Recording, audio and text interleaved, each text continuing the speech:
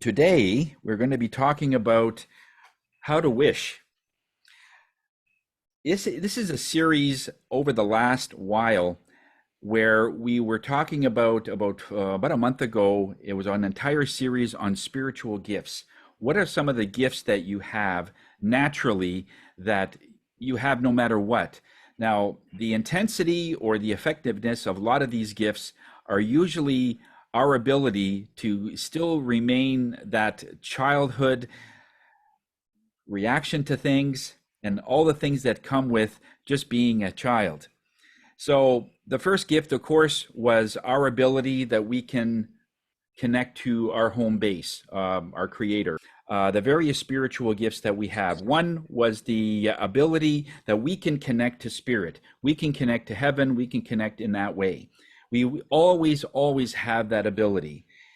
Over time, that ability starts to dwindle, as we've covered. And it's our ability when we refocus that and how to get back into it is the real crux of all this. Then the second one was our ability to connect to earth, to connect to our mother nature sort of thing. And it's not only connecting to the earth itself, but everything that's connected to it. In other words, water, animals, trees, anything basically on this earth. The third one was our ability to send and receive love and how we do that in different ways. We gave some examples of how not to send love when somebody goes on Facebook and they have a loved one in the hospital and you see cords and tubes coming out of them and so on, send them love. And we had talked about that most people will just send whatever they are getting. And it's not essentially the best or most optimal way to send love because you're sending sympathy rather than love. And we were talking about that. And last week we talked about imagination. When all those three gifts are really in a nice balance and you've used them quite a bit and you get good at it, this fourth one comes out and it's about imagination, our ability to see pictures or receive messages. And this is our natural state. I just read an article very recently on, they were debating on whether or not you could teach someone to be intuitive. And one person was saying that a person cannot be taught how to be intuitive. The other person was saying, absolutely, you can teach somebody how to be intuitive or how to connect to anything, whether it's to heaven, to another person, to anything. You have that ability, but also connecting to the various um, ancestors that we have that bring those messages forward. Okay.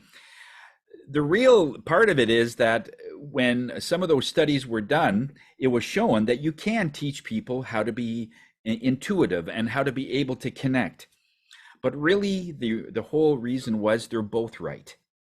You can't teach someone how to be intuitive. You can re-teach them how to be intuitive. When we are born on this earth, we will always have this ability to connect to anything. Our effectiveness is really the question here. How effective are you in connecting to other people or connecting to spirit, that kind of thing. And so when somebody teaches you various techniques and you start seeing and feeling and doing all these things, it's not that somebody taught you how to do it, it's just that you relearned it. It's coming back. In other words, some of the things that were in the way, some of the things that we couldn't do anything about, you now have reconnected. So you always have this ability, even if you're an atheist, even if you don't believe in God, even if you don't practice it, it's still there. It's just not very strong. It's just like a magnet that's not that strong, and it will barely pick up a quarter or any small piece of metal, a paper clip or something. When something is that weak, it won't really attach. Nothing will stick to it. When it's stronger, you can go like 3-4 inches high and it'll just suck it up because it is so strong. So it's about strength. It's not about the ability to have it or not. What we're going to talk about today is how to wish. One of the things that I've been looking at over the last several days is some of the various questions people are asked on the street is about wishing for something. What I'd like you to do right now, if you can, I want you to get yourself a little piece of paper and a pen, just something to write on. Okay. We're gonna just get an idea of where your energies are in this. Okay, so just get a little pad, or just we're just gonna write basically one or two words down. So it doesn't have to be a large piece of paper. And what I want you to do is write down if you have the ability to connect to someone. Let's say somebody says to you, I will give you one wish, and whatever you wish for will be granted. What would that be? What would you wish for? Okay, I'll just give you like a couple of seconds just to sort of write that down. What would you wish for, knowing that that would be granted to you? Okay, just write it down.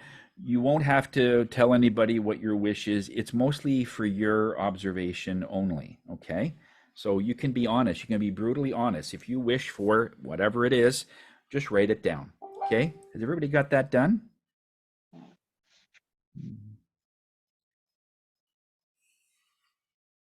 You just write down whatever you would wish for right now. Whatever's going on in your life right now, what would you wish for? Good. Okay, we will come back to that in a minute. So let's talk a little bit about this energy of wishing. In our human culture, we look at wishing as almost like our ability to be able to connect to luck, we call it. We call it luck. Things that are coming your way. And there's also the other part of luck, which is not so good luck, where no matter what you do, no matter where you zig, the whole world is zagging. Have you ever had those days where no matter what you do, nothing seems to come to fruition? You can't even get up in the morning because you might fall out of bed or something. I don't know if you had those days. Sometimes we'll say, gee, it would have been better not to get up in the morning at all. But we call it luck. Anytime I've ever connected to spirit, there is none of that. There is no, it's not so much a belief, but when we are in physical form, we use a lot of our time in figuring out what brings good luck to us, or what brings something that is positive to us. And we call it luck. So if it's something favorable right on the outset, like you get a new job, or you get a raise, or you walk on the road and there's a $50, or there's money there, and you pick it up and say, oh, this is good luck, right? And so, but sometimes when we ask for something, like I need to be recognized in my job because I've done so much work there, I've been there for so long, and I'm just not being recognized. And then shortly after that, you get laid off. Well, right away we'd say, well, that would be bad luck. So the wish didn't work. And shortly after that, you get a job that they do respect your work. They keep asking, where have you been all my life? Because you do work so well. And when it finally comes to fruition, it's like, this is great. You're a great person. I don't know where you've been. And then you realize that in that space of time where you wished for something like a new job and you lost it, we have that knee-jerk reaction that something bad just happened. But then you get another job, you get more money and a better relationship, and they recognize you more. So if you just sort of take out the stuff where you lost your job, you're now in a job where they highly respect you, you make more money, and you're happy doing it. So your wish came true. So it's good. So this is where it's all about alignment. It isn't about what humans will call luck. Luck is good in the sense that when you say good luck or bad luck, everyone knows what you're talking about. When you talk about alignments and series of things that will happen, it's less tangible. So just for your own clarity, we will call it luck, but just so you understand, there is no luck.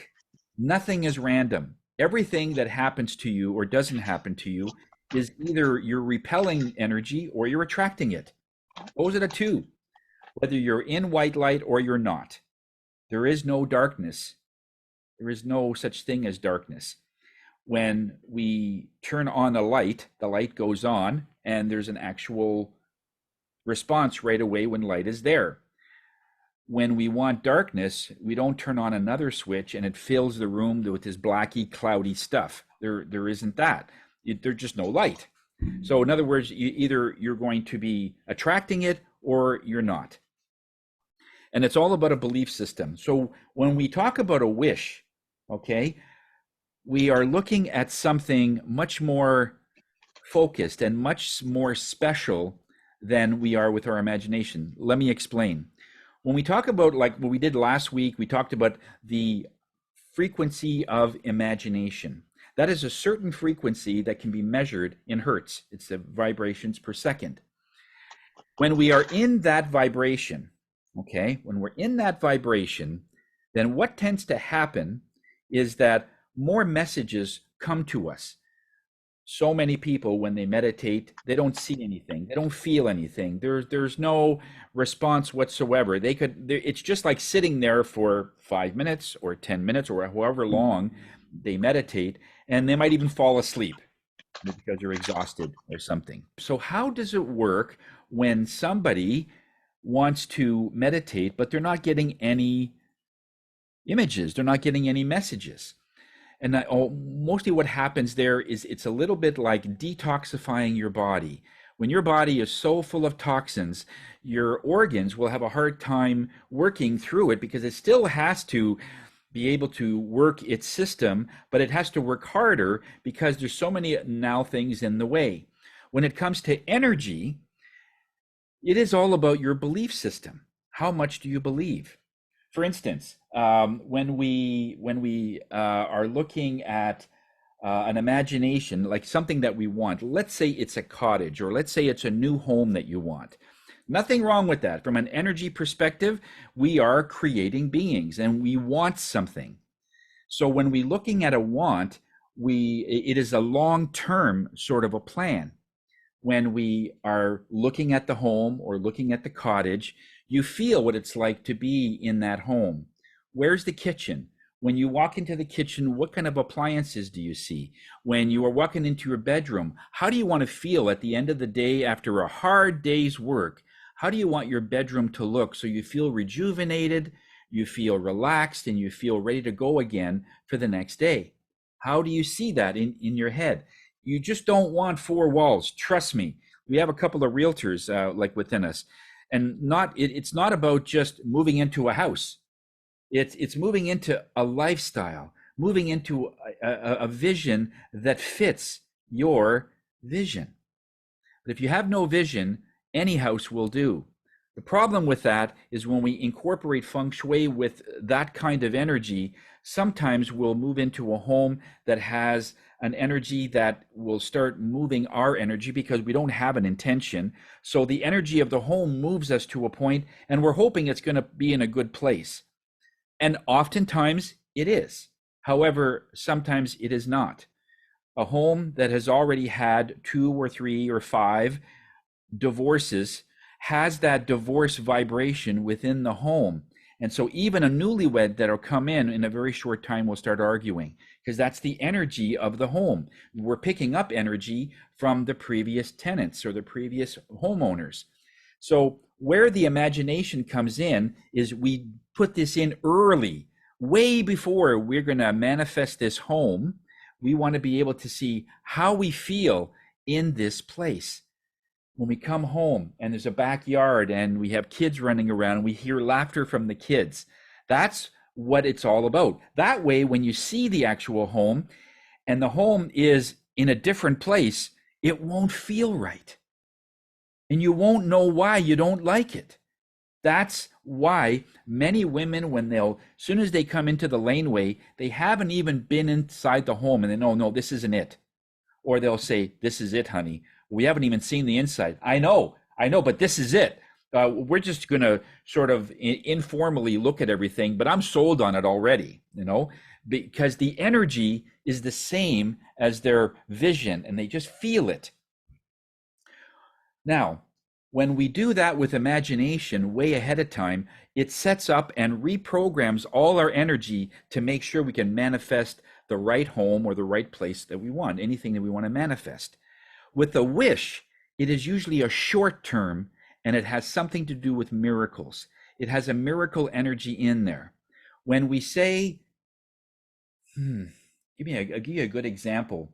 When someone is in a point where let's say they're in a home and they're renting, and it's not the greatest home for them, and they want something else, but there's no real intention. No one's been coaching them on how to visualize. And so they're just living their daily lives by default, and that's okay.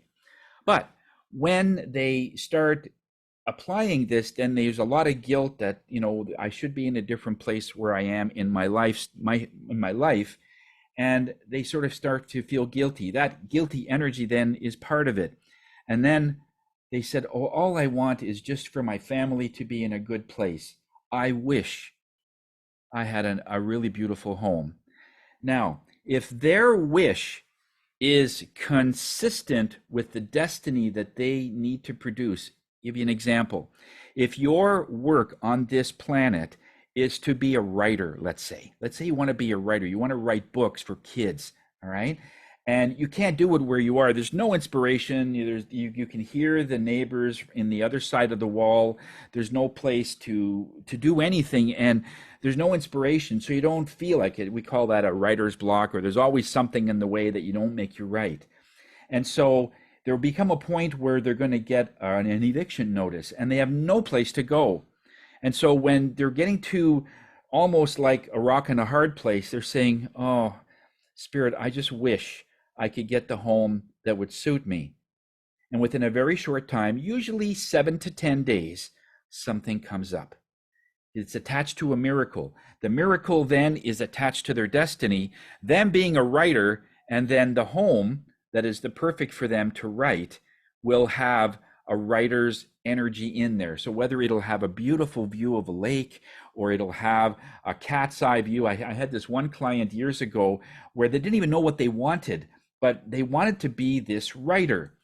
And it ended up it was an old church, and the top of the house was where the bell used to be, and it was enclosed in glass, and it was like a nice little office, but it was a 360-degree window all the way around, and it overlooked the everything. There's nothing in the way. When the guy moved in there, he said he saw this upper level, in like with the spiral staircase leading up to this little room. He says, I have to have this home. And so that happened within about 10 days after the wish, because he was destined to be a writer, and then he wished for it. And so it was conducive. But what most people end up doing is, what do you wish for? I wish for $1 million. As you can see, it is not their destiny. It is a short-term thing, and it's connected to a want. I want $1 million. A wish is not connected to a want. It's connected to a need. A need. Has to be a need. What do you need? You don't need $1 million. You need inspiration. You don't, and the $1 million you'll get after. The money is not the issue.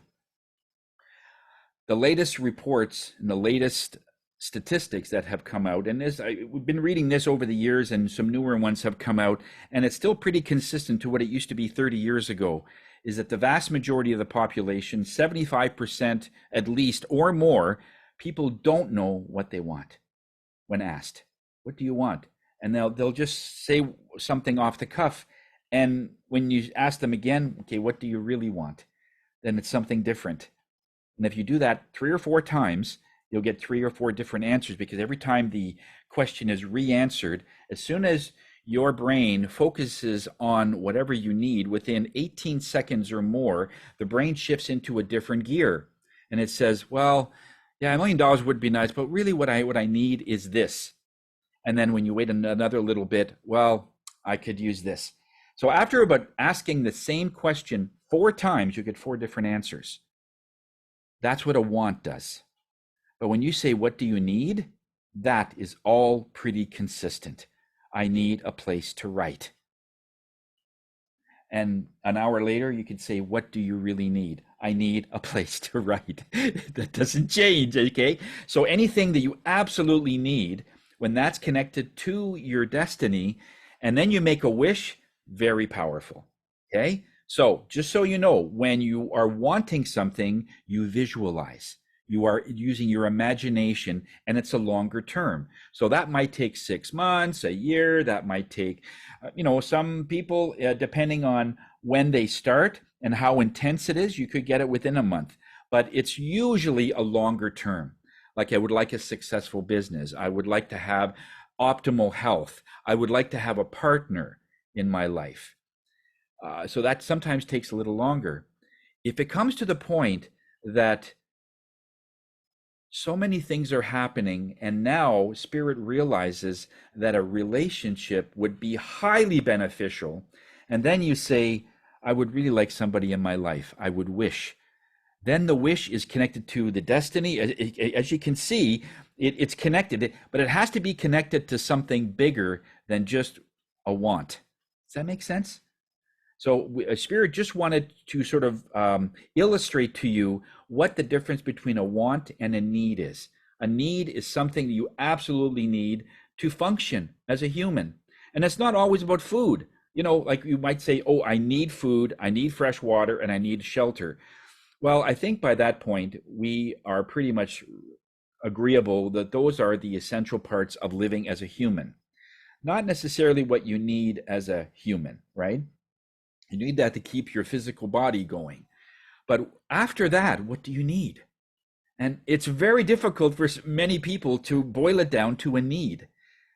That's why when people are asked the same question, it starts off as a want, half a want, maybe a need, and then the last one is, this is what I need. Okay? Once you get that, it's usually the last thing that you say is really what you need. And so start there for getting a wish. Couple of things also with luck and when we are wishing for things. There are some superstitions and some other things that are out there, and I wanted to go over a couple of them. Here's just a few that I was looking up. You take a dandelion, and it has the fuzz and the seeds and everything, and you blow, just like what I have in the picture behind me, and you blow, and then you say a prayer of what you want. That's kind of like a wish, because you're using Mother Nature as part of the equation, and it is something that, especially if it's, let's say, a lot, you want to buy a lot to build a home, you go onto that lot where the dandelions are, and there could be nothing there. You want to build a home. You take a dandelion that has the fuzz, the white fuzz and the seeds, and you blow, I wish to have this piece of land. That's a wish. But as you can see, there's no greed in there. There's no self-serving anything. It's all about pleasure. It's all about respecting nature, right? You want to be able to, and you're using part of the land to do it. So that's a very good one. Another one is if you look at a full moon. Now, I know Europeans know this a bit more than it's not as popular in North America. But if you look at a full moon and it catches your eye, not to take your eye off the full moon. You scrounge in your pocket while you're looking at the moon for a loonie. And you take your loonie and you cover the moon with it, and then you make a wish about money or about whatever it is that you want. Okay, that's another super, because you're using the moon energy to using its cycles. Anyway, I can get into the larger part of it, but essentially that's one way to bring in that wish as well. The one that is very familiar with people are the rabbit's foot. When you take the rabbit's foot and you're rubbing the rabbit's foot for luck, I don't know where that came from. I tried to look it up and I got a couple of different stories about it. Maybe if somebody might know more about the origin, but the essence is using animals to be able to self-serve us. And it is not, that is not, someone says, what's a loonie? Oh, sorry. Yeah, Kathleen, yeah, you're from the States. It's just a large coin. Like if you could use a quarter in your money, or just something round, but it has to be money. In our money, a loonie is it's a gold colored $1 coin. Basically, you would have probably if you have a 50-cent piece or a dollar. I don't know if they have dollars anymore, but it needs to be a coin of some kind. So if you have a quarter in your pocket, then the quarter needs to cover the moon. Okay, hope that was clear. But thank you for the question. But going back to the rabbit's foot, that is using animals to make it so that we get what we need as humans, and that isn't as strong. I don't know where that came from, but the biggest one is I've seen over and over again is crossing your fingers. Have you ever seen that? If something happens, I got to cross my fingers. Okay, that's not the best. In fact, it doesn't do hardly anything at all, and I'll tell you why. When we do yoga, have you ever seen people that do yoga that have their, let's say, the middle finger or their ring finger attached to their thumb, or their index finger attached to the thumb? Have you ever seen that? Like they have it right on their lap, and they have this opening either by their index finger or the middle finger attached to their thumb. Okay, you've seen that. Now, each finger represents a certain element of energy on this earth. The thumb represents fire.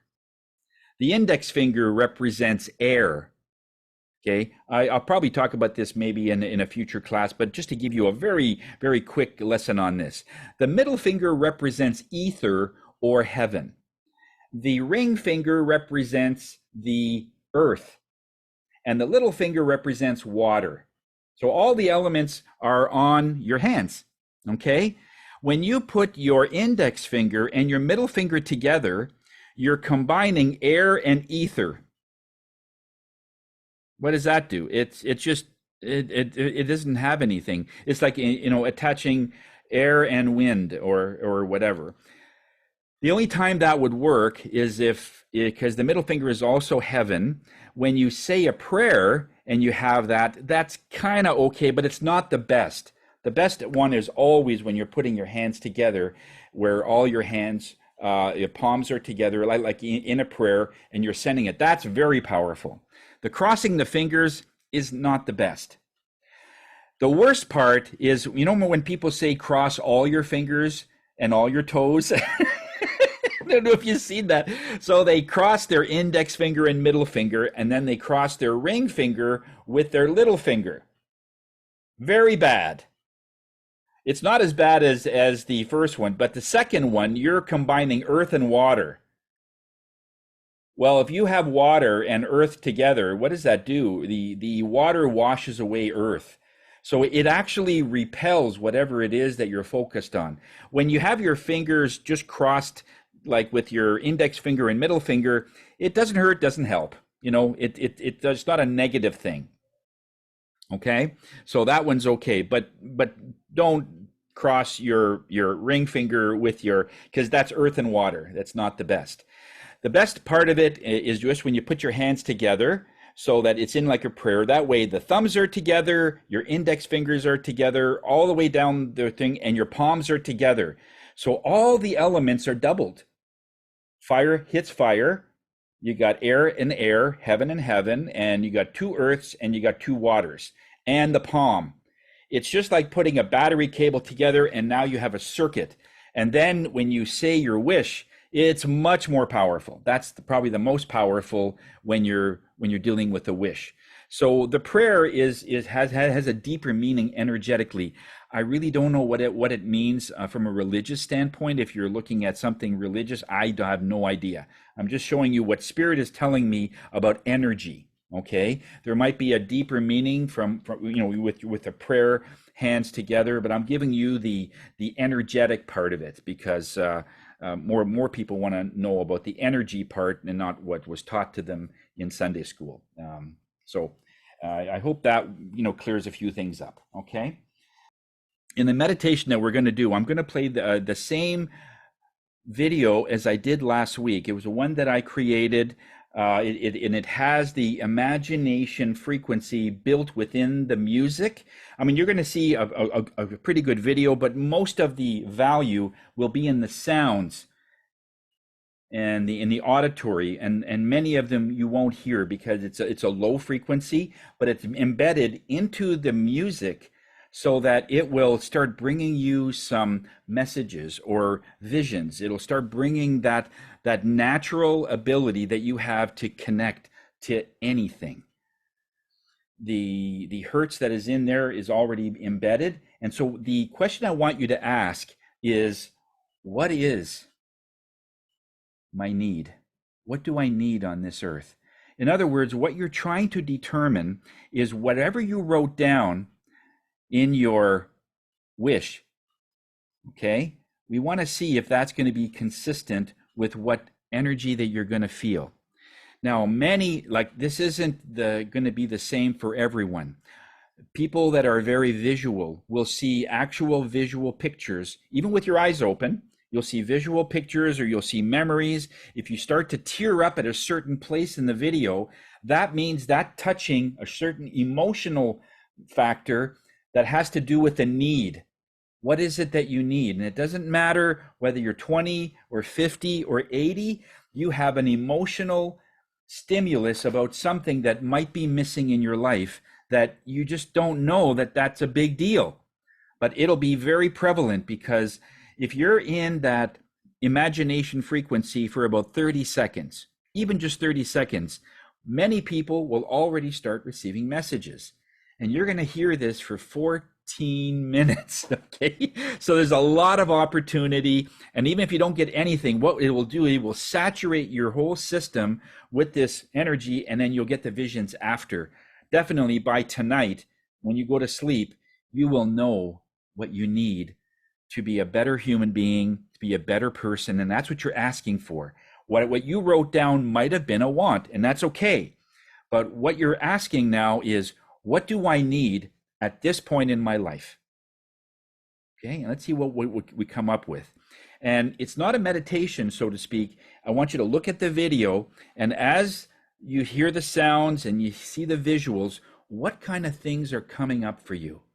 Every possible avenue of the different events in a person's life is in the video, so it should be able to touch on one or more different events in your life that would make a difference of what you would really need.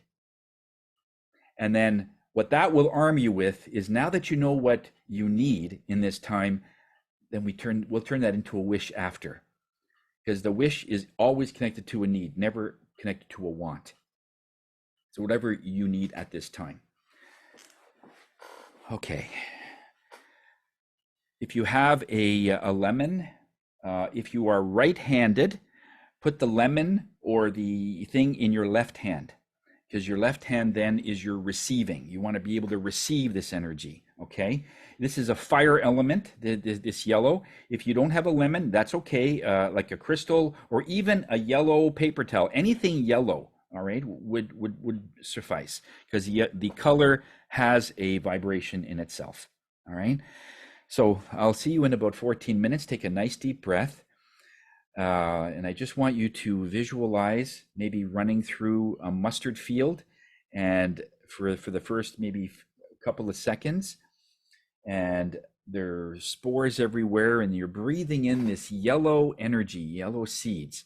When the video starts, I want you to open your eyes and just watch the video and see what emotional stimulus has come up for you, where you're tear up, where you're going to start to feel, oh, I really miss that, or whatever. And then if you start getting something, then start saying to yourself, is this what it is? You'll get a yes or a no, and you'll get more. And the real crux of it is, if you start to feel emotional about it, then you just say, okay, tell me more. And when it starts coming, just keep it open. So let's see where we are when we're done, okay?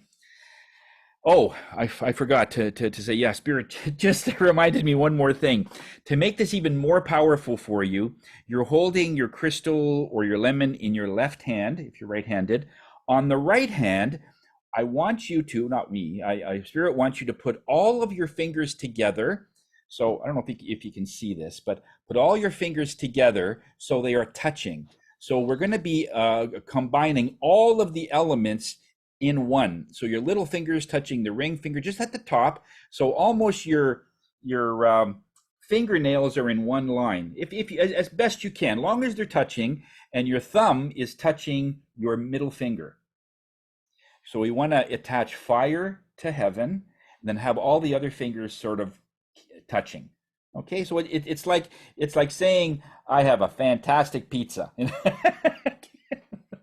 Okay, so just have all your fingers touching. Make it loose. I don't want your hands to cramp up. So make it very loose as long as they're touching. Okay, doesn't have to be tight. Is because in anything electrical, long as they touch, you don't have to nail it down, right? So you just have all your fingers touch, and then your thumb would just touch your middle finger very lightly, very easy. So that because it's 14 minutes, I don't want your hands to cramp up. Okay, so let's have some fun with this. Take a deep breath and let's see where we are when we come back. Enjoy.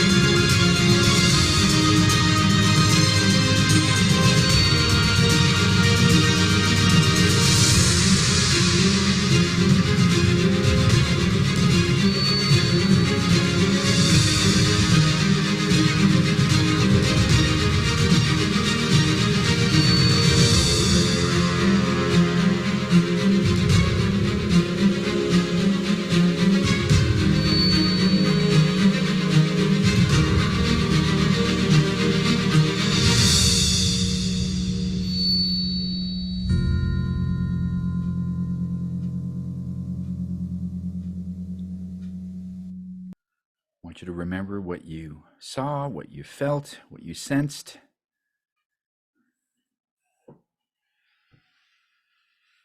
Take a deep breath. Bring in that yellow energy. So did something come to you and you changed your wish? Was it something different than when you originally started?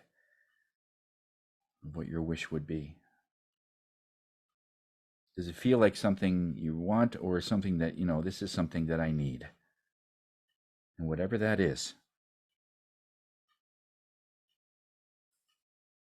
I've done this about 5 times and I got something different in this one. It's blowing my mind. It's like, and I got 2 things that I will need to do soon.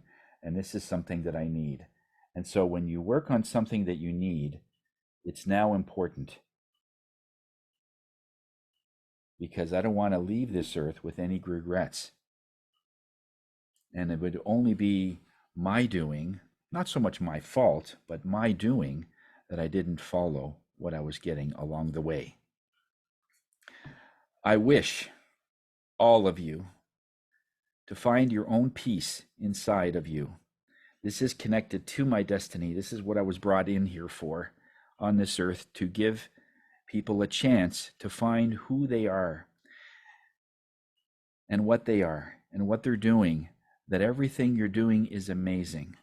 It can't be measured in the amount of things. Maybe we're only put here, or some people are only put here to influence 5 people in their life. It might be their family. Other peoples are brought in to create a joy in millions of people. We can't all be John Lennon. We can't all be Elvis. But they were brought in for a purpose. They were given certain things and they've used it. We need to use whatever we are going to change our corner of the world in doing. I love you all, okay? And I wish nothing but the best, and move forward, and hope that this will be something of value, that you'll find more things within yourself. Okay? Take care, people, and we'll see you next week.